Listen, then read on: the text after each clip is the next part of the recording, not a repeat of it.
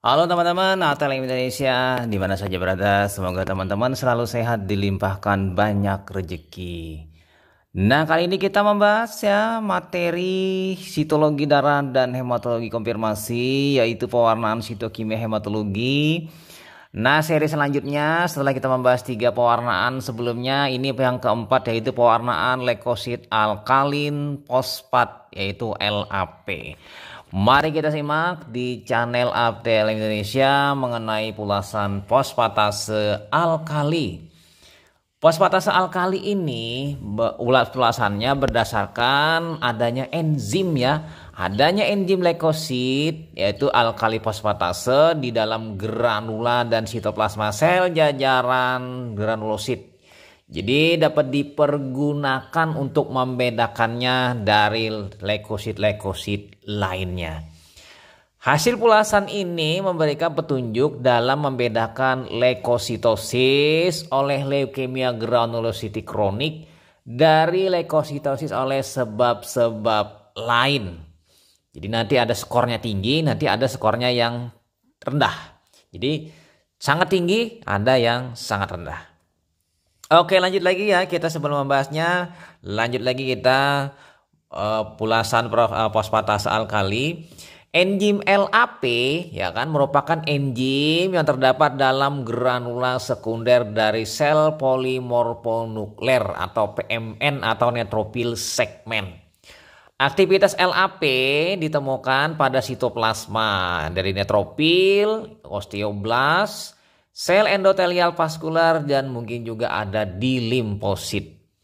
Kadar LAP neutropil dalam darah perifer dihitung sebagai skor leukosit alkalin fosfatase atau LAP, skor LAP.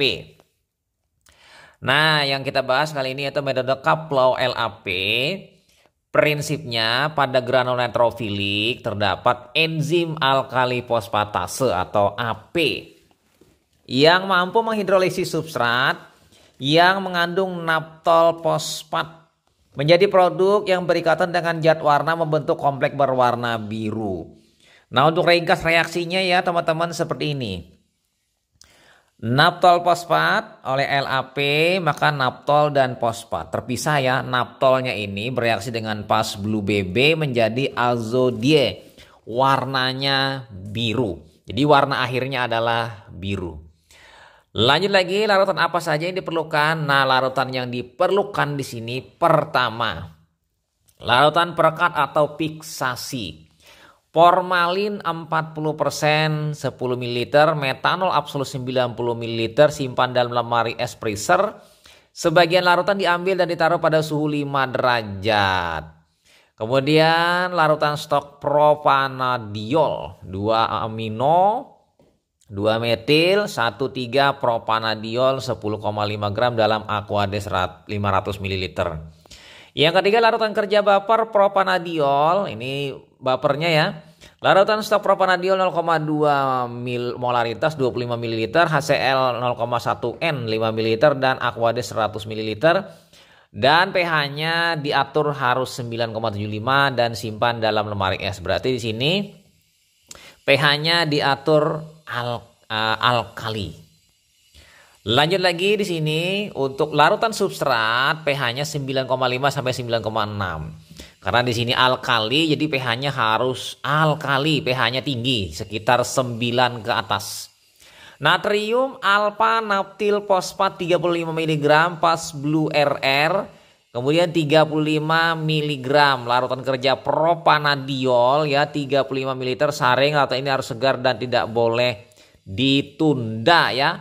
Jadi larutannya ini sifatnya adalah resenter paratus. Sekali pakai buang dan dipakai dalam kondisi segar. Lalu larutan hemotoksilin menurut Haris. Nah, untuk spesimennya menggunakan darah segar sebaiknya ya. Kafiler bisa darah vena dengan antikoagulan heparin atau double oxalat. Di sini warning tidak boleh pakai darah EDTA karena mengganggu pulasan LAP ini. Nah, untuk caranya ya teman-teman, pertama Sediaan hapus digenangi dengan larutan perekat bersuhu 5 derajat Celcius selama 30 detik. Bilas dengan air mengalir selama 10 detik. Genangi sediaan dengan larutan substrat selama 15 menit. Bilas dengan air mengalir selama 10 detik. Lalu pulas tanding dengan hematoksilin Haris selama 4 menit. Jadi sebagai kontrasnya pulas tanding ini. Bilas dengan air mengalir selama 10 detik dan biarkan kering. Jadi counterstandnya hematoksilin. Kalau memang tidak ada bisa diganti dengan yang lain. Ini yang kita inginkan adalah yang di tahap awal ya, di pewarnaan awal tadi menggunakan substrat. Itu yang menjadi utama dalam mencari adanya LAP. Nah, masih di metode Kaplan LAP, ini hasilnya ya teman-teman. Adanya fosfatase alkalis dalam leukosit ditandai dengan warna coklat muda hingga warna hitam gelap. Ini seperti ini ya. Yang minimalis itu sebelah kiri, sebelah kanan itu yang kuat sekali LAP-nya. Jadi warnanya coklat tua gelap, jadi hampir dikatakan menghitam. Oke, lanjut ya, kita skorsing penilaiannya LAP, yaitu pada gambar ini ada 0, 1, 2, 3, 4 plus. Jadi 0 itu enterofil tidak berwarna coklat. Kalau 1, coklat sangat muda, merata, jarang granula. Sementara positif 2, itu coklat lebih meratanya tua. Kemudian granula sedang jumlahnya. Lihat gambar ya. Kemudian positif 3, warna tegas dan granula banyak. Sementara positif 4, warna tegas dan granula berdekatan dan warnanya sangat tua. Jadi jelas ya. Pergeseran warnanya dari 0, 1 positif, 2 positif, 3 positif hingga 4 positif. Nah, skorsing ini kita buat nanti dalam bentuk rentang skorsing ya, skorsing dengan cara memeriksa 100 leukosit. Nah, bila lebih dari 100 nilainya berarti LAP-nya tinggi. Apabila 20-70 LAP normal. Apabila kurang dari 15 LAP rendah. Jadi ada 3 kriteria. Normalnya 15-130. Ini menurut penilaian lain ya. Nilai maksimum hingga 400 pada 100 netropil. Jadi ini kita bisa melihat apabila tinggi sekali itu bagaimana kasusnya, apabila rendah itu bagaimana kasusnya. Jadi ada 3 pemecahan kasus nanti ditemukan. Pada leukemia bagaimana, pada leukositosis reaktif bagaimana, pada normal bagaimana.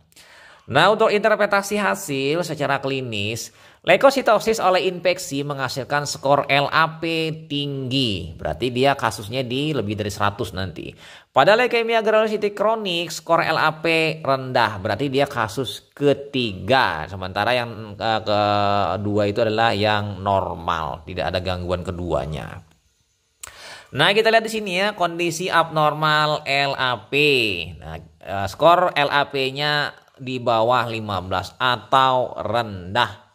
Misalnya pada CML ya, kronik myelositik leukemia, paroksimal nocturnal hemoglobinuria atau PNH, hematologik neoplasma, kemudian sindrom myelodisplastik, kemudian pada keracunan.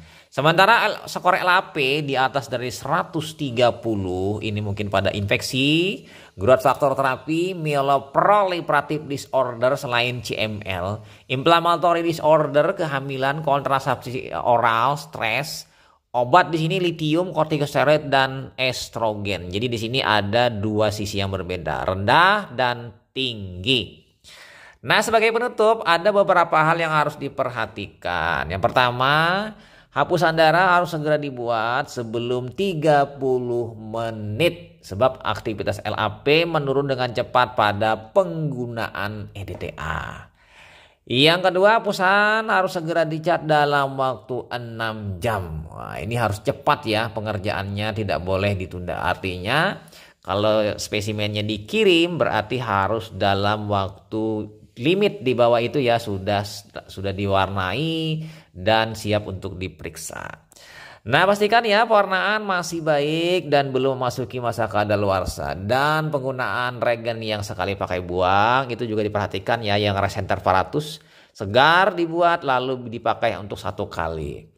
Dan yang terakhir ya, kebersihan kaca objek dan teknik pembuatan hapusan ini berpengaruh terhadap hasilnya. Jadi sebelum melakukan ini, jadi teman-teman harus sudah mahir dalam membuat sediaan hapus darah yang baik ya, tebal tipisnya, ratanya, kemudian lagi ekor lidahnya, dan mengisi misalnya 2/3, misalnya 3/4 bagian dari kaca objek. Oke ya, kira-kira itu saja teman-teman pewarnaan sitokimia LAP kali ini. Oke, nanti kita akan membahas lagi pewarnaan yang lain. Sampai jumpa di video-video hematologi lainnya. Sampai jumpa. Bye.